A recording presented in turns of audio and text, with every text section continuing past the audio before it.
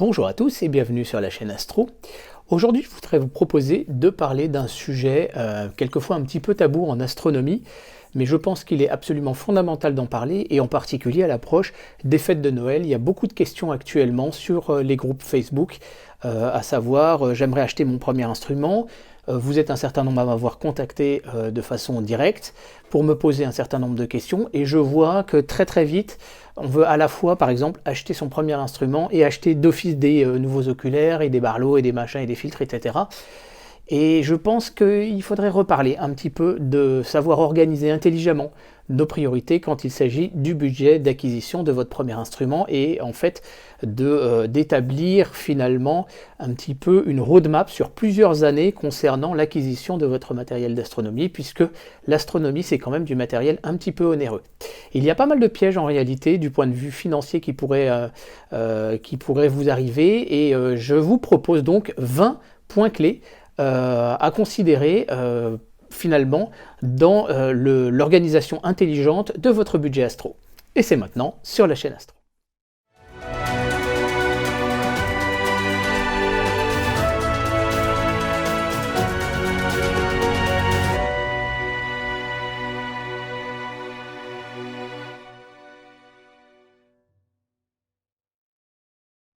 Alors les deux premiers points clés, on va les prendre ensemble et en même temps finalement. Il s'agit de vous poser la question de savoir qu'est-ce que vous voudriez faire en astronomie dans 3 ou 4 ans, et la question aussi d'adhérer à un club.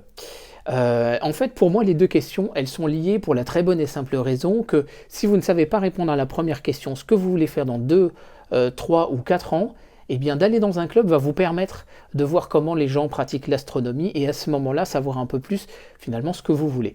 En effet, déjà je vais être très clair avec une chose: quand vous allez vouloir acquérir un matériel pour faire de l'astrophotographie, attendez-vous clairement à un budget de 1000 € minimum pour avoir un instrument comme un Newton 150-750 sur une monture équatoriale de type EQ5, ou éventuellement EQM35, c'est vraiment le minimum.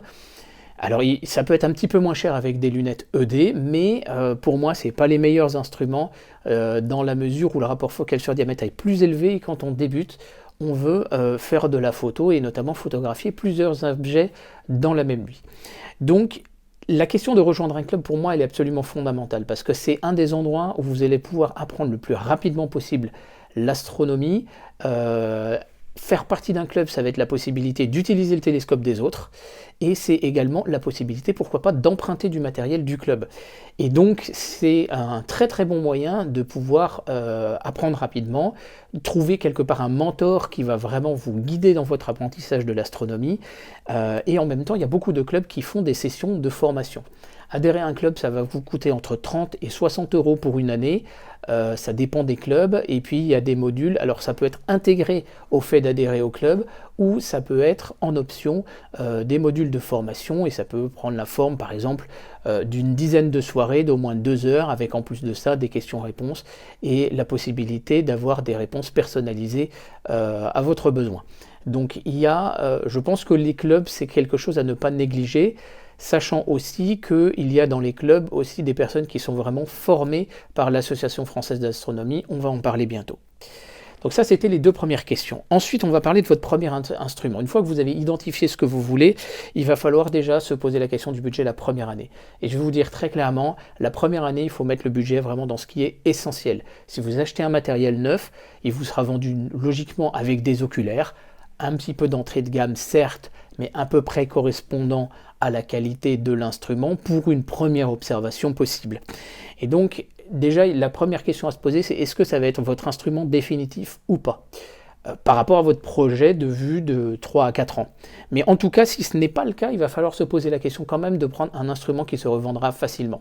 Si vous allez sur Le Bon Coin, vous verrez que bien souvent, on retrouve les mêmes instruments, les mêmes types de lunettes qui, quelquefois, certaines ont été conçues et vendues dans les années 80. On les retrouve sur Le Bon Coin, et en réalité, on trouve la même qui est encore vendue sur le marché avec quasiment aucune évolution. Je pense à des petites 50, 60 mm ou 70 mm sur des montures AZ1 ou EQ1, très classiquement. Donc clairement, je vous encourage à mettre, et c'est notre cinquième point, mettre tout le budget dans l'instrument la première année. Comprenez bien que, par exemple, si vous prenez un télescope, eh bien, si vous mettez le maximum dans l'instrument, ça veut dire que vous allez mettre le maximum dans sa partie optique. Il n'est pas possible d'augmenter le diamètre d'une lunette ou d'un télescope après coup. Il est éventuellement possible sur un télescope Newton à partir de 200 mm de faire repolir le miroir après coup. Il y a un vrai gain quand même en qualité optique et surtout si on veut faire du planétaire. Mais à part ça, vous n'allez pas pouvoir véritablement upgrader la partie optique de votre instrument. Et donc c'est important de mettre le paquet la première année. Au niveau des accessoires, je vous conseille 2 accessoires uniquement. La frontale rouge, parce qu'elle sera indispensable de nuit pour pouvoir manipuler l'instrument et éventuellement consulter une carte ou quelque chose. Et la deuxième chose, c'est un filtre lunaire pour ceux qui veulent observer la Lune. Parce que l'observation de la Lune, elle est tellement lumineuse qu'elle n'est pas agréable, quel que soit l'instrument, parce que c'est une question en fait simplement tout simplement de pupille de sortie, de luminosité surfacique vis-à-vis de la pupille de sortie. Globalement, la Lune est trop brillante. Un filtre gris neutre 13% par exemple, ce sera très bien. Pour les propriétaires de lunettes achromatiques, prenez les filtres lunaires verts qui seront quand même meilleurs en termes de contraste. Deuxième année, on va s'intéresser à nos accessoires, c'est les points 7, 8 et 9. La première chose déjà, c'est les équipements pour l'astronome, parce que la deuxième année, vous allez vouloir éventuellement un peu plus pratiquer, notamment en hiver, et vous allez vous rendre compte qu'il peut faire rapidement froid, et vous allez éventuellement commencer vos premières nuits blanches. Même en été, il commence à faire froid. Vous avez un épisode sur la chaîne avec plein de conseils et plein de liens sur des équipements que j'utilise, même à 3000 mètres d'altitude à l'observatoire de Saint-Véran, et c'est du matos qui marche bien. Donc les accessoires pour l'astronome, là aussi, il faut bien choisir, mais je vous ai donné tous les liens gratuitement, vous prenez ce que vous voulez là-dessus. On ajoutera quand même éventuellement une chaise d'observation et une petite table pour poser vos accessoires, ça dépend si vous êtes en nomade ou si vous êtes chez vous, mais pensez à pouvoir mettre votre matériel, vos oculaires notamment, accessibles assez facilement. Deuxième accessoire très important, c'est le point numéro 8 de notre top, les oculaires. On va chercher à optimiser la focale minimale et la focale maximale de nos oculaires en fonction du type d'instrument, de son grossissement maximal effectif et en fonction globalement de vos yeux, etc. Vous avez plusieurs épisodes sur la chaîne sur le choix des oculaires. Là aussi, je pense que l'épisode il est très bien fait parce que en plus de ça, je vous fais des tableaux en fonction du rapport focal sur diamètre de l'instrument. Je vous donne déjà les focales en fonction du coulant si vous êtes en 31-75 ou en 50.8, donc 2 pouces. Vous avez déjà des focales. Et ensuite, vous regardez dans les gammes d'oculaires que j'ai aussi présenté, des oculaires à moins de 100 euros, les oculaires entre 100 et 200 euros. Et vous regardez dans ces gammes d'oculaires notamment les oculaires dont le prix convient et la focale provient à ce que nous venons de voir dans l'épisode comment choisir la focale de vos oculaires. Donc là aussi, le conseil il est gratuit, c'est pas la peine d'aller payer des formations sur le sujet. Qui seront des copies de ce qu'on a fait. L'autre chose, des accessoires optiques. Alors, les filtres, oui, peuvent être utiles. Des filtres colorés pour les planètes, ça coûte pas très cher. Ça peut aider à avoir un petit peu plus de contraste. Si par exemple j'observe Jupiter avec ce petit Newton 115-900 ou 115 000, j'ai un doute sur la focale, eh bien Jupiter est quand même très très très lumineuse, même avec un oculaire déjà de 12 mm et même 7 mm. Donc, qu'est-ce qui se passe? C'est que je ne peux pas tellement apprécier des détails sur sa surface. Des filtres colorés vont venir limiter la luminosité de notre planète, et à partir de ce moment-là, on va peut-être pouvoir voir un peu plus de détails. Ça ne coûte pas très cher, 12 € l'unité pour des modèles achetés en Europe, et encore moins cher si on les achète par pack en Asie. Des barlots. Alors le barlot, c'est toujours l'accessoire dont on parle très vite quand on veut débuter, et comme par hasard, on n'en parle plus du tout quand on commence à devenir un peu plus confirmé, sauf si on fait de l'astrophoto planétaire. La Barlow, en fait, c'est juste une lentille divergente, et c'est un moyen à pas cher de pouvoir augmenter votre panel d'oculaire. Personnellement, je suis absolument pas fan. Je vais sortir un épisode sur les Barlow parce qu'on va aller très loin dans la technique sur le sujet, mais néanmoins, je ne suis pas fan des Barlow. Vous prenez plutôt un bon oculaire min, un bon oculaire max et un oculaire médian, et vous n'aurez pas besoin de Barlow. Et sachez que si vous prenez un oculaire plus une Barlow, vous aurez toujours une image moins bonne qu'un oculaire de la même famille, mais de focale correspondante au couple oculaire Barlow. Donc ça c'est important. Le correcteur de dispersion atmosphérique, vous avez aussi un épisode sur la chaîne. Là, par contre, on utilise une barre en amont de celui-ci. C'est vraiment à réserver là pour de l'observation beaucoup plus high level au niveau planétaire et de la photo planétaire. Là, quand on va commencer à attaquer des forts grossissements, c'est-à-dire 150 fois, voire plus. C'est quand on commence à voir la séparation des couleurs sur Jupiter et Saturne actuellement qui sont assez basses, que là on va pouvoir commencer à se poser la question d'un ADC, mais il faut que l'instrument suive aussi au niveau qualité. Si vous avez une image toute floue, c'est même pas la peine de vous acheter un ADC aussi. Troisième année, on va se poser encore d'autres questions, ça va être la question de l'astrophotographie. Je ne conseille pas, tout simplement pour des questions de budget, ça dépend de votre budget. Si votre budget est très important dès la première année, vous pouvez aller attaquer et aller plus vite que cette roadmap, mais c'est globalement une roadmap qui me semble raisonnable. L'astrophotographie coûte cher, c'est 1000 € minimum pour voilà, un Newton 150-750 avec un porte-oculaire qui n'est même pas démultiplié sur une monture EQM 35. Qui n'est pas le top du top pour cet instrument. Il vaudrait mieux avoir une EQ5. Donc ça va quand même très vite en termes de budget. On comprendra bien l'important, et je le dis et je le répète, la partie optique quand on fait de l'astrophotographie, c'est 14 à 20% maximum de votre budget, alors que c'est 60 à 70% quand on fait du visuel. Donc bien évidemment, si vous voulez acheter un instrument pour faire et du visuel et de l'astrophoto, là ça va commencer à poser quelques problèmes à vos débuts. Mais j'ai une solution pour vous dans quelques instants. Donc un APN d'occasion comme un Canon EOS 450D, 1000D, 1100D, 1200D, 2000D, d'occasion, si possible défiltré partiel, ça peut être très bien pour commencer. Alors s'il est défiltré partiel mais qu'il n'est pas refiltré, attention, vous n'allez pas pouvoir faire la mise au point à l'infini avec un objectif d'appareil photo. Je préfère vous prévenir. Mais par contre, ces instruments, ces appareils photo, on peut les trouver à peu près à 200 €. C'est un très bon moyen de débuter en astrophoto. On devra forcément intégrer un correcteur de coma dans votre télescope, et là ça commence déjà à coûter un petit peu plus d'argent parce qu'il faut un porte-oculaire en 2 pouces et un correcteur de coma, ça va être facilement une centaine d'euros. Et bien évidemment, à moyen terme aussi, peut-être pas forcément l'année 3, peut-être l'année 4, le système d'autoguidage, ça peut être une lunette guide, ça peut être un diviseur optique avec une caméra de guidage. Là aussi, ça va rajouter un petit peu d'argent, prévoyez peut-être 200 € pour le budget d'autoguidage. Et sans l'ordinateur, qui va être justement le point naturel suivant. Si vous faites de la photo, il faut un ordinateur pour le traitement, et vous avez un épisode que je viens de sortir sur la chaîne. Les filtres pour la photo, alors si vous faites de la photo en bande étroite, là vous êtes plutôt à la caméra, je vous renvoie plutôt chez Ludo de la chaîne Pose Longue ou chez Guillaume Lemonique de la chaîne Astronaute. Eux connaissent bien le domaine, je connais moins. Mais par contre, il y a quand même un filtre à considérer éventuellement, c'est des filtres pour les nébuleuses. Donc par exemple, il y a un UHCS, ça peut vous servir pour mater un peu les étoiles, donner plus de contraste aux nébuleuses, elles ne seront pas plus lumineuses, mais le fond de ciel sera plus sombre, et ça peut être utile aussi en visuel en ville. Raison pour laquelle en réalité tous mes filtres sont en 2 pouces, pour pouvoir être utilisés et en visuel sur mon 400, et en photo sur mon 200. Ensuite, un point clé, à mon avis, c'est de chercher à identifier les possibilités de faire des économies. Et la première chose à faire déjà, c'est d'apprendre à chercher. L'astronomie, c'est une école de patience, très clairement.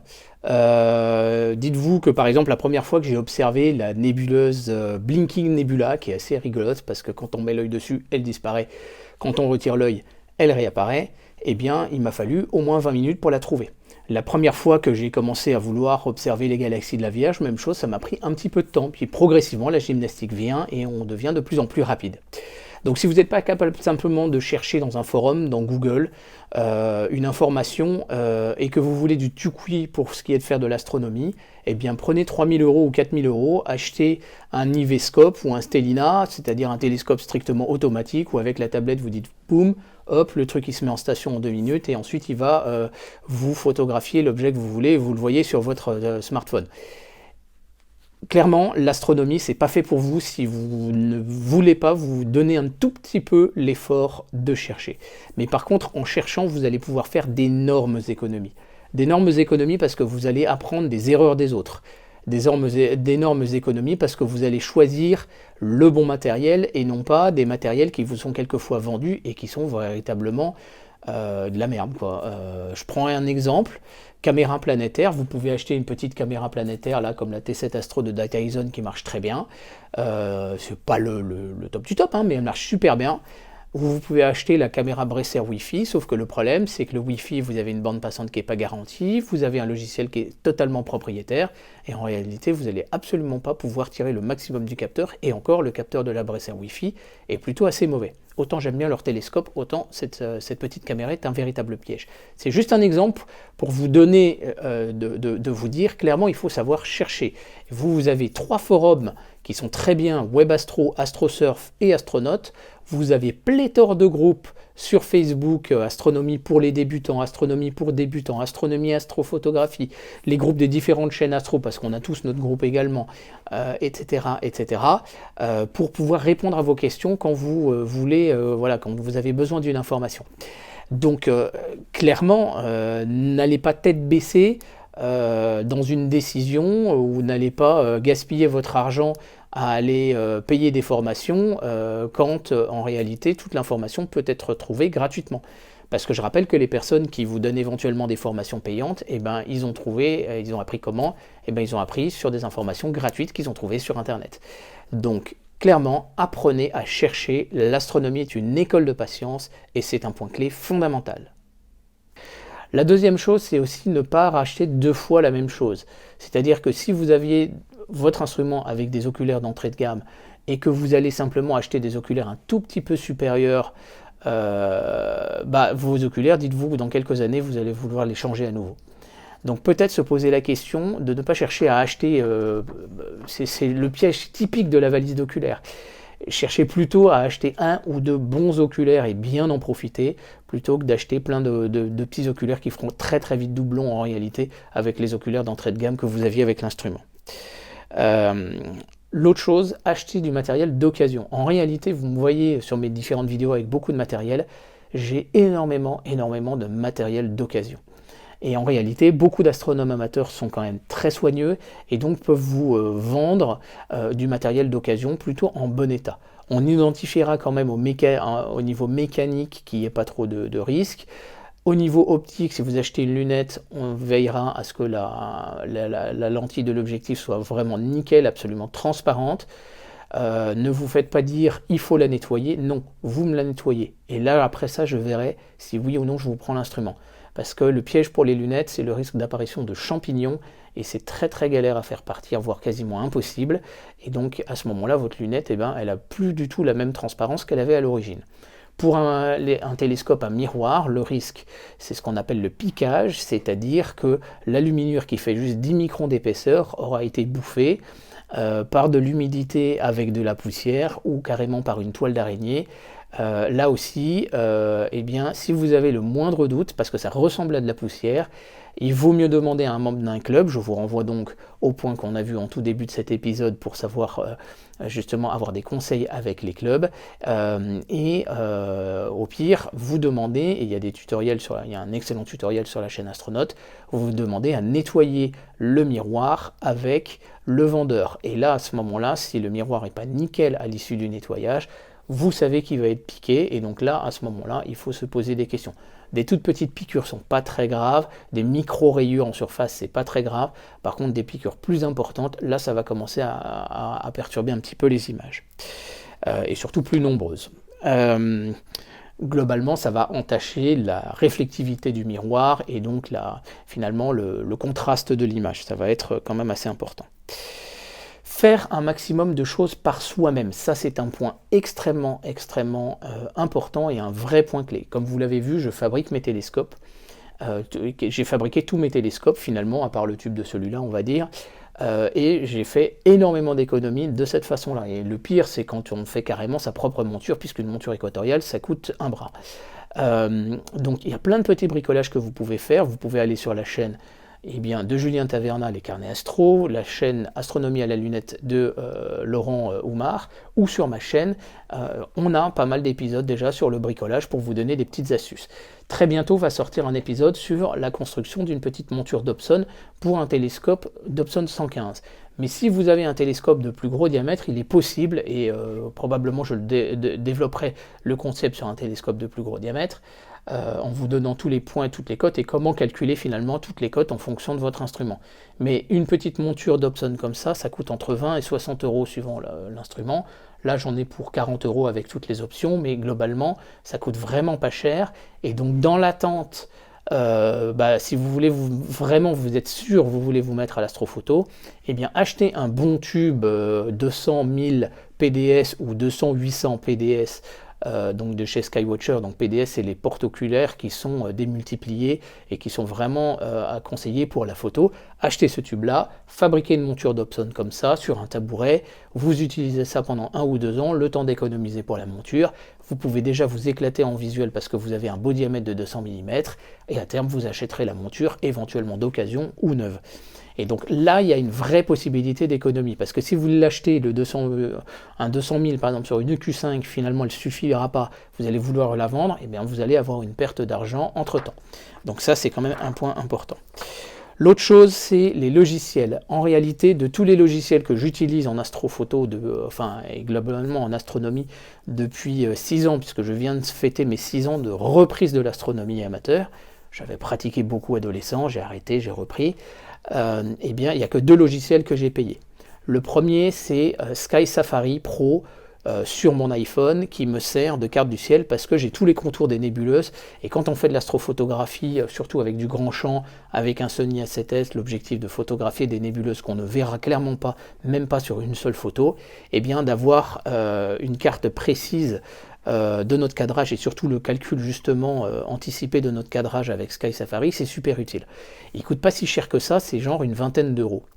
Et à titre de comparaison, il y en a qui vendent des feuilles papier à imprimer soi-même, de cartes absolument imprécises, avec des photos qui ne sont pas libres de droit en plus, pour vous donner des cartes du ciel pour débuter. Non, des logiciels gratuits de cartes du ciel, il en existe des tonnes. Celestron Sky Portal, qui est la version gratuite de Sky Safari. Il existe Carte du ciel, il existe Stellarium. Alors, elle est payante sur iOS, mais elle est gratuite sur Android et sur PC, etc. etc. Il existe des tonnes de logiciels qui sont gratuits. Vous avez Gas Giant pour voir précisément la position des lunes des 4 géantes gazeuses. Vous avez des applications pour avoir le passage de l'ISS, des sites internet pour préparer vos soirées astro. Vous avez énormément de ressources et vous n'avez absolument rien à acheter là-dessus. Après, le deuxième logiciel que j'ai payé, c'est PixInsight, qui est un logiciel de traitement de photos du ciel profond. C'est un logiciel qui est très très très puissant, et je voulais vraiment tirer le maximum de mes photos, et là à ce moment-là, vu que c'est un logiciel qui est vraiment réputé pour sa qualité, j'ai choisi de le payer. Par contre, c'est pas ce que j'ai acheté en premier. Très clairement, j'ai commencé avec un logiciel gratuit qui s'appelle Iris, et j'ai avancé comme ça pendant plusieurs années, et ensuite j'ai acheté PixInsight. Sachez que vous avez Cyril, qui reprend un certain nombre d'algorithmes qui sont de PixInsight, parce que c'est des algorithmes qui sont du domaine public et qui sont connus, en version gratuite. Il n'a pas toutes les fonctionnalités de PixInsight, mais énormément de choses, avec en plus de ça des développeurs français, et donc c'est pas nécessaire et obligatoire de payer les logiciels pour démarrer. La dernière chose, c'est la question des formations. On voit, parce que c'est la grande mode actuellement sur Internet, des formations pour tout. Des formations pour gérer son temps en zénitude, des formations pour apprendre la photographie avec les bases comme le triangle d'exposition, etc. Des fichiers de paramétrage pour Photoshop, pour Luminar 4, etc. Et pour l'astronomie, il y en a qui veulent essayer de faire ce business-là également, c'est-à-dire de faire des formations en ne faisant que recopier des choses qui sont disponibles gratuitement, c'est-à-dire par exemple le plan de comment préparer une soirée astro que l'on retrouve sur le forum Web Astro, recopié avec un tout petit peu plus d'enrobage sous la forme d'une formation qui en plus de ça contient des éléments qui ne sont pas libres de droit, comme les cartes de l'AVEX ou des choses comme ça, donc les cartes de la pollution lumineuse. Pareil pour le choix des oculaires, tout est gratuit absolument sur ma chaîne et puis la chaîne de Laurent pour ce qui est des Barlow. Donc vous n'avez pas la peine de payer ce genre de formation. La seule formation qui vaudrait éventuellement le coup d'être payée, c'est au sein d'un club, mais elle vient dans le cadre aussi de l'adhésion à ce club. Et donc là, vous allez bénéficier de la possibilité du matériel. En fait, l'argent que vous allez payer dans le cadre de cette formation ne sert pas à payer les bénévoles qui vont vous donner cette formation, il va servir à donner un peu de budget au club pour que celui-ci puisse acheter du matériel astronomique dont vous allez pouvoir bénéficier. Donc ça change absolument tout. Voilà, j'espère avec ces 20 points clés vous avoir donné toutes les bases pour pouvoir gérer intelligemment votre budget astro quand vous débutez. C'est important, je sors cet épisode un petit peu dans l'urgence parce que je constate qu'il y a de plus en plus de mails et de publicités pour essayer de vous vendre des trucs, des espèces de cartes du ciel qui sont absolument inutiles, et j'ai eu plusieurs témoignages de personnes qui m'ont dit mais ces cartes, je les ai achetées, ça m'a semblé intéressant, et finalement elles me sont complètement inutiles et inutilisables parce qu'elles sont clairement pas du tout assez précises. Voilà, j'espère que cet épisode vous aura plu. N'hésitez pas à le partager autour de vous quand vous voyez une personne mal s'orienter dans l'organisation de son budget au moment de débuter en astronomie. Bien sûr, si vous avez déjà l'appareil photo, par exemple, ce sera un peu plus facile de commencer l'astrophotographie. Sachez que vous n'êtes pas obligé d'avoir une monture motorisée pour photographier, par exemple, la Lune ou même une planète avec des poses courtes, ou avec un petit défilé et un coup de film. Il y a Nathan de la chaîne Orion Geek qui a fait une photo de Mars avec un Dobson sans motorisation et un appareil photo Nikon donc réflexe. Et vous avez mes épisodes sur la photo de la Lune avec une optimisation du temps de pause, etc. et toutes les techniques pour faire plusieurs photos et les additionner. Donc il y a plein de choses qui sont faisables sans forcément avoir une énorme monture motorisée dans un premier temps, et donc qui vont vous permettre de pouvoir commencer à vous lancer dans l'astronomie à moindre coût. Je vous remercie de votre attention, je vous dis surtout à très bientôt sur la chaîne Astro. Merci, au revoir.